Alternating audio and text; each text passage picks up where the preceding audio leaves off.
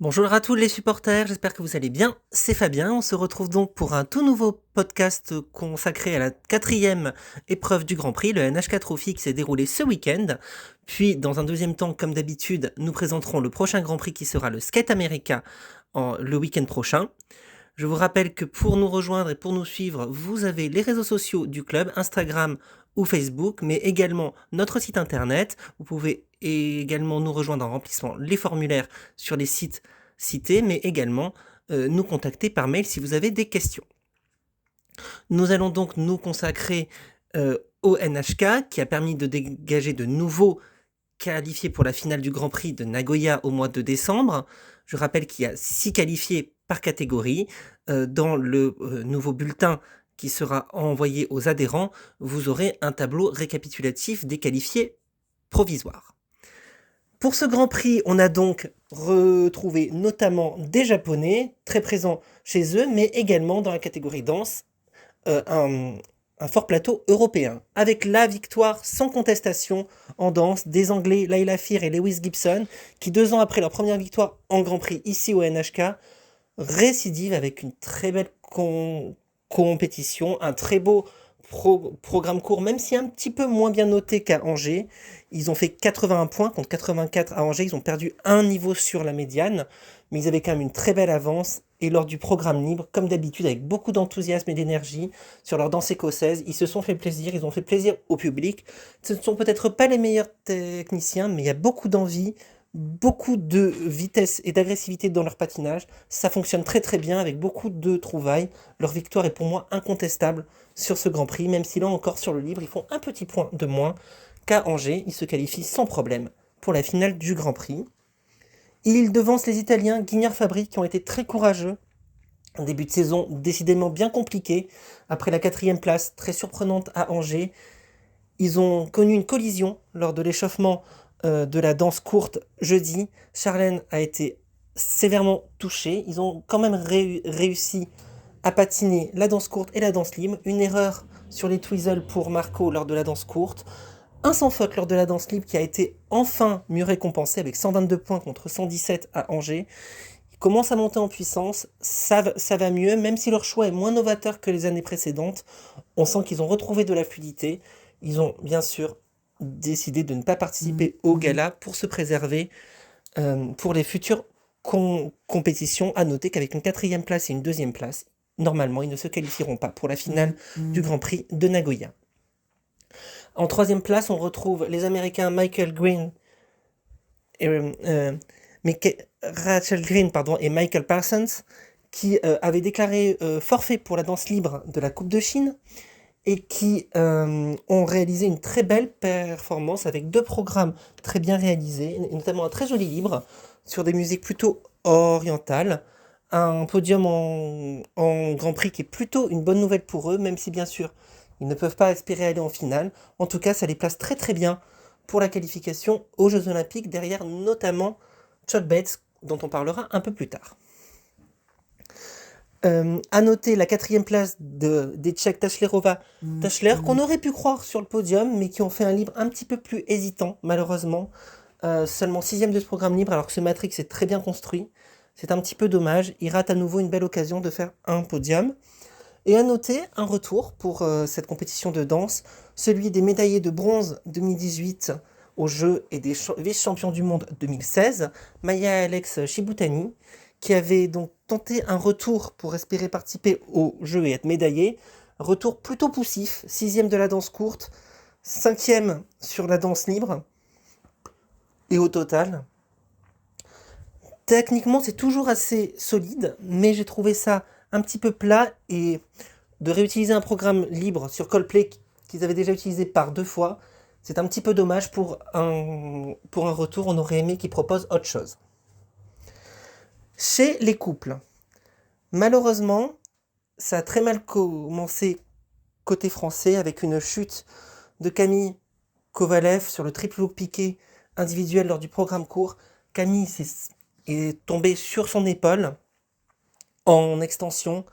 Elle est en train de passer des examens. Nous vous tiendrons bien sûr au courant de l'avancée et des résultats. On lui souhaite un prompt rétablissement et on espère qui vont pouvoir se remettre pour les championnats de France et bien sûr pour les Europes et pour les Jeux où ils sont, pour l'instant, on rappelle, officiellement remplaçants, mais devraient normalement participer. La victoire revient sans grande surprise aux Italiens Sara Conti et Niccolò Macchi. Ils étaient les grands favoris, ils ont très bien patiné, relativement solides et sur le programme court et sur le programme libre, malgré un petit accroc. On peut regretter des thèmes malheureusement toujours très classiques, mais c'est leur style et ça leur va très très bien. Ils ont donc raison de continuer. Ils devancent les Hongrois, Maria Pavlova et Axel Tchechenko, qui après leur 3e place à Angers, réalisent une 2e place ici, qui pourrait les qualifier d'ailleurs en compagnie des Italiens pour la finale. Il faudra voir au niveau des scores du total global à la fin de la période des Grands Prix. Mais en tout cas, les Hongrois sont toujours très très solides. Ils ont très bien patiné. Et ils devraient au fur et à mesure de la saison être encore plus performants et avoir de meilleures notes de composantes, car je les trouve encore un petit peu sous-notés dans ce domaine. 3e place pour les Chinois, Wen Jinsui et Kong Han. Comme en Chine, même si on a noté un gros progrès pour ce 2e Grand Prix depuis leur retour, ils ont réalisé un très très beau programme court qui les a mis en première place. Malheureusement, on a remarqué encore trop de fébrilité dans le programme libre, notamment des doubles salcos, des sauts non déclenchés, des portés un petit peu poussifs, notamment en fin de programme. On a senti que le partenaire faiblissait un peu. Résultat, une 4e place dans le programme libre, une 3e du général. Pas de finale pour eux. Ça va leur donner peut-être l'occasion de travailler davantage, de se mettre vraiment en condition, et on devrait les revoir en très grande forme, et au 4 continents, et bien sûr aux Jeux Olympiques. Chez les dames, eh bien, ça a été un récital dans une compétition où il y a eu peu de sans faute, notamment dans le programme court, et un programme libre un petit peu décevant aussi. Une personne a réussi un sans faute sur le programme court et sur le programme libre. Sans grande surprise, c'est la triple championne du monde et médaillée olympique Kaori Sakamoto qui a réussi cette performance. Parfaite sur le court, sur Kante Partiro ou sur le libre, sur un medley Edith Piaf chanté par Patricia Cass. Elle a été d'une fluidité et d'une puissance remarquable, tout en émotion et également sur le libre. Après sa 2e place à Angers, où elle avait déjà réalisé 2 sans faute, elle réédite ici avec une victoire qui la qualifie évidemment pour la finale. C'est sans doute la plus fiable actuellement de toutes les patineuses. Elle sera pour moi la favorite de la finale et peut-être évidemment des Jeux Olympiques. On lui souhaite en tout cas de terminer sa carrière sur une note triomphale.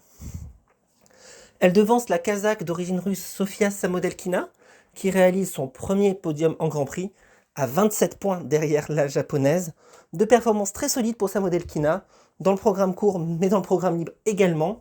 On peut noter néanmoins une notation très généreuse, avec un triple flip qui est retourné, qui est très peu sanctionné, et des rotations un petit peu limites, qui ont été davantage sanctionnées chez ses concurrentes que chez elle. Belle 3e place et beau retour pour Lona Hendricks, après son année 2024-25, avec des blessures. On la retrouve ici sur le podium. Programme court un petit peu hésitant, avec un triple double seulement et une chute sur le triple flip, elle n'était que 4e.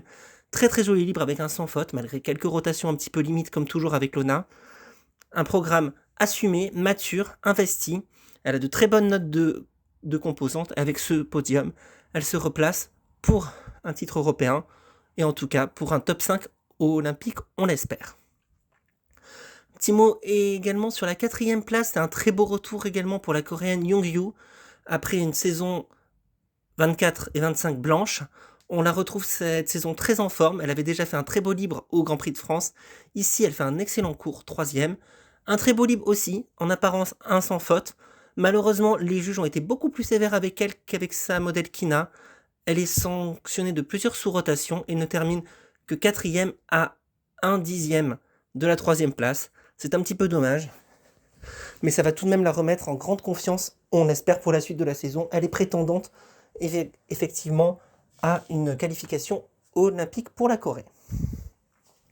Enfin, chez les hommes, sans grande surprise, c'est là aussi un doublé japonais, même si l'ordre aurait pu être un petit peu différent, avec la victoire de Yuma Kajiyama, qui était le grand favori de cette compétition, mais qui n'a pas été si impressionnant que ça. On peut noter par exemple un programme court avec un déséquilibre sur la suite de pas et une pirouette seulement de niveau 2 qui a été sanctionnée. Il n'a qu'une très petite avance sur son coéquipier Shun Sato, qui lui a été parfait dans le programme court, même si c'est le même que l'an dernier, on aurait pu imaginer avec un quadruple Lutz le voir en tête, ça n'a pas été le cas.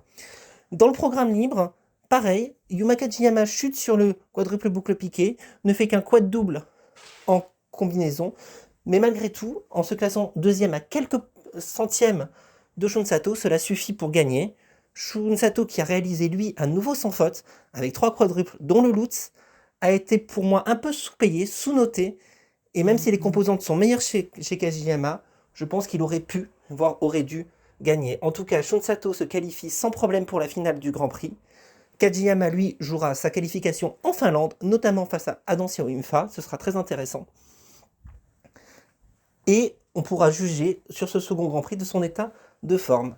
A noter aussi le beau podium du champion d'Europe en titre, Lukas Bridgi, comme en 2023, qui réalise une belle performance, malgré un triple seulement sur le programme court, quelques accros, notamment sur la séquence triple axel, ou sur le triple axel en solo, lors du programme libre. Il se classe 3e en grande partie grâce ou à cause de l'effondrement du coréen Yoon Won-cha, qui avait réalisé un superbe programme court, 3e, mais qui ne termine que 10e du long, en ne passant quasiment aucun saut difficile. Il rétrograde à la 5e place. Entre eux, s'intercale le chinois Bo Yongjin, qui réalise vraiment un très beau début de saison, pour une saison vraiment de retour. 5e de Coupe de Chine, 4e ici, avec notamment un très joli libre par rapport à ce qu'il avait fait l'année précédente. On peut noter également la performance tout de même correcte de François Pitot. Après sa 5e place à Angers, il termine 8e ici au NHK. Après un très beau cours, il se classe dans le dernier groupe à la 6e place. Il a connu quelques accros dans le libre, avec notamment le triple axel qui ne passe pas en saut individuel, et également sur le triple salto final. Il termine 8e de sa compétition, terminant 6e du cours et 7e du libre. Ça reste tout de même un début de saison très très encourageant pour François, que l'on devrait revoir en forme au championnat de France, et peut-être au cours de la saison au championnat du monde, où la France, je le rappelle, a 3 quotas. Nous allons maintenant nous concentrer sur la 5e étape du Grand Prix, le skate américain, qui aura lieu à Lake Placid la semaine prochaine, qui permettra de décerner de nouveaux qualifiés pour la finale du Grand Prix, où il y aura un fort contingent français dans chaque catégorie, sauf les couples. Par exemple, chez les garçons, nous aurons Kevin Emos, qu'on attend en meilleure forme qu'au Skate Canada, et où il pourra jouer le podium, voire la victoire, avec également Luc Economides, qui disputera lui son 2e Grand Prix après le Grand Prix d'Angers. Du côté des favoris, un très gros plateau, avec Jason Brown à domicile, le vice-champion du monde kazakh Mirai Shaidorov, Kazuki Tomono qui s'était un petit peu raté au Skate Canada, également les Italiens Grassol et Memola, bref, une très très grande compétition homme au skate américain. En danse, des grands favoris avec les Américains Chuck Bates qui joueront leur 2e Grand Prix de la saison et la qualification en finale après leur victoire en Chine. Et derrière, ce sera très ouvert pour cette 2e place qui serait qualificative pour la finale du Grand Prix pour ceux qui ont pris la 3e place éventuellement de leur premier Grand Prix.